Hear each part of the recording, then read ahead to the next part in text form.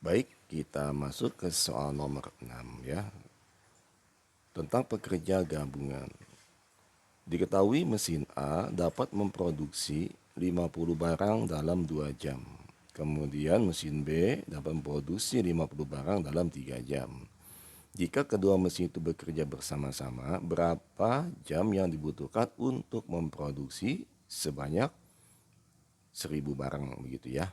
Nah, jadi langkah pertama kita adalah kita cari dulu kecepatan dari masing-masing si mesin ya, mesin A dan mesin B. Nah, ini mesin A kan ini kan ya. Jadi dalam 2 jam menghasilkan 50 barang. Nah, kita cari dulu langkah pertama. Kecepatan mesin A adalah jumlah barang yang dihasilkan dan waktunya. Jadi 50 dibagi 2 adalah 25 barang per jam. Sebenarnya mesin B-nya adalah dengan cara yang sama dibagi 3 ya. Jadi 50 per 3 adalah 16,67 barang per jam. Nah, langkah kedua adalah kita cari kecepatan gabungan. Ya, caranya bagaimana? Kita tinggal jumlahkan saja. Katakanlah kalau ini kecepatan 1, ini kecepatan 2, kita jumlahkan, maka 25 ditambah 16,67 ya begitu. Atau kalau kita bisa rubah dalam bentuk pecahan, jadi 25 ditambah 50 per 3 ya, atau sama juga 125 per 3 barang per jam. Nah, langkah ketiga atau langkah terakhir adalah kita pengen tahu berapa jam yang dibutuhkan kalau kita ingin memproduksi 100 barang. Ya tinggal kita bagi saja ya, berarti 100 barang ada pertanyaan soal dibagi kecepatan gabungan. Kecepatan gabungnya adalah 125 per 3 atau sama juga 100 dikali 3 per 125. Dapatlah 2,4 jam gitu ya. Nah, 2,4 jam kita konversi supaya jadi waktu bagaimana? Ya 2 jam itu udah jelas, ini kan artinya 2 jam ditambah 0,4 ini dalam menit ya. Karena 0,4 dalam menit kita kalikan dengan 60. Nah ya, supaya menit jadinya 60 dikali 0,4 adalah 24 menit. Jadi total waktunya 2 jam 24 menit begitu ya. Oke, kita lanjut ke soal selanjutnya ya. Nah, di soal selanjutnya kita akan menghitung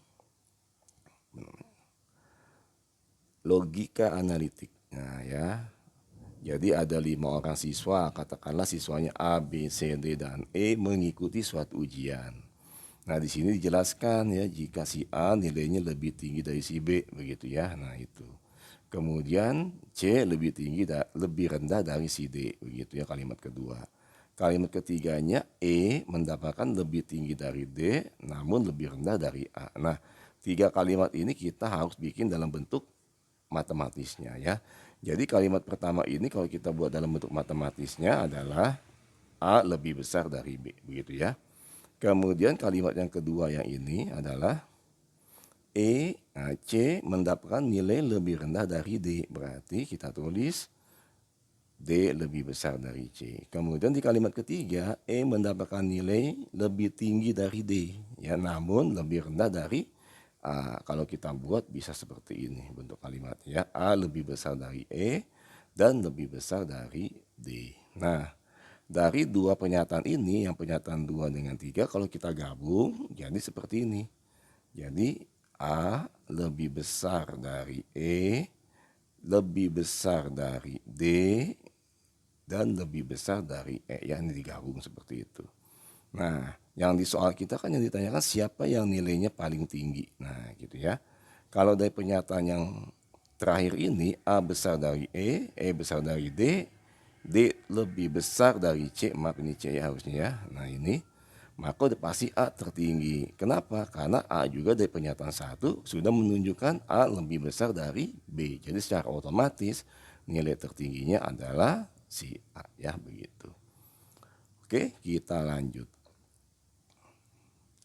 Nah, selanjutnya adalah soal kita ini tentang diagram Venn.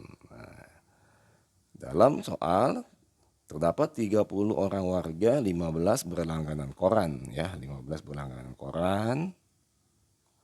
Kemudian 12 berlangganan majalah ya. 7 orang tidak berlangganan kedua-duanya. Pertanyaannya berapa orang yang berlangganan koran sekaligus majalah, begitu ya.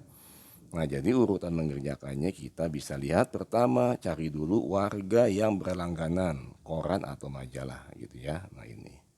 Nah, di dalam soal kan jelas ya, total warganya adalah 30, sedangkan yang tidak berlangganan ada 7. Berarti yang berlangganan koran atau majalah adalah 30 dikurang 7 sama dengan 23 orang.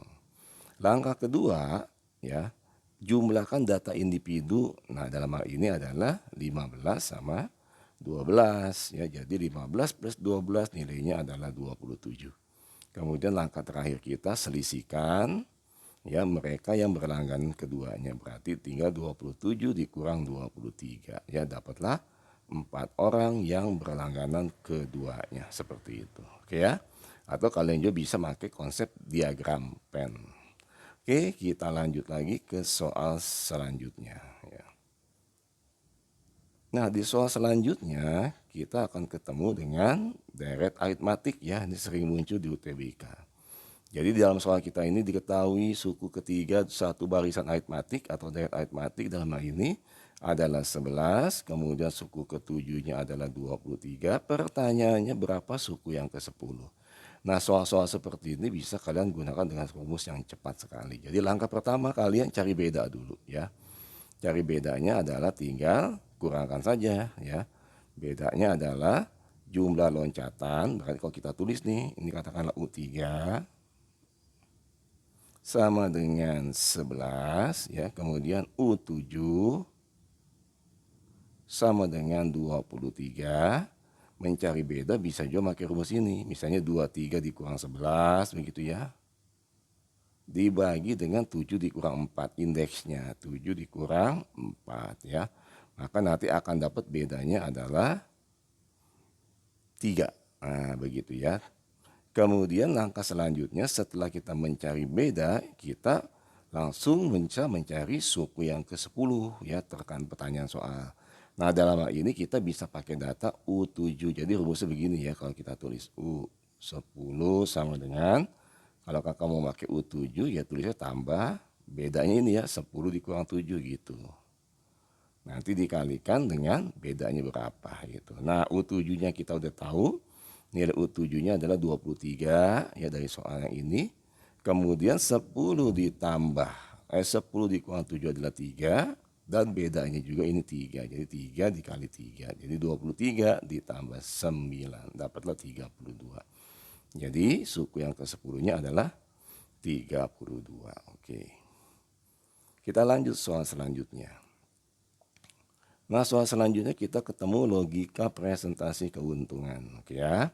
Jadi ada seorang pedagang membeli barang harganya 80.000, ingin mendapatkan untung 15%, maka berapa harga barang itu harus dijual? Ya, seharga berapa supaya mendapatkan untung 15%. Jadi langkah pertama kita adalah hitung dulu besarnya untung. Dalam hal ini kan dia untungnya ada 15% dari harga yang dijual. Jadi 15% dikali 80.000 hasilnya adalah 12.000. Langkah kedua adalah pertanyaan soal itu sendiri. Dalam hal ini adalah harga yang harus dijual supaya untung sebesar 15%. Jadi rumusnya harga jual, harga beli ditambah besar untung. Harga belinya tadi 80.000, untungnya tadi kita sudah hitung di langkah pertama yaitu 12.000, maka dapatlah hasilnya 92.000. Jadi kesimpulannya kalau ingin untung 15%, jualah dengan harga 92.000. Baik adik-adik, begitu ya soal kita kali ini. Semoga yang kakak jelaskan bisa dipahami. Selamat belajar, selamat mencoba. Jangan lupa subscribe, like, and share. Terima kasih.